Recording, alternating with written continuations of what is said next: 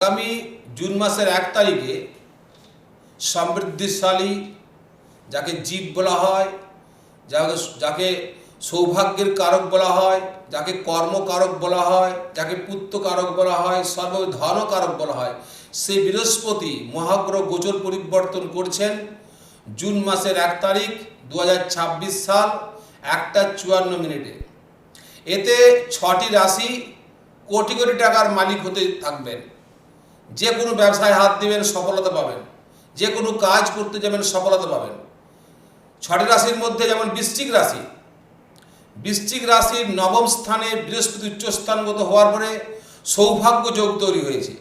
যেখানেই হাত দিবেন সেখানেই সফলতা।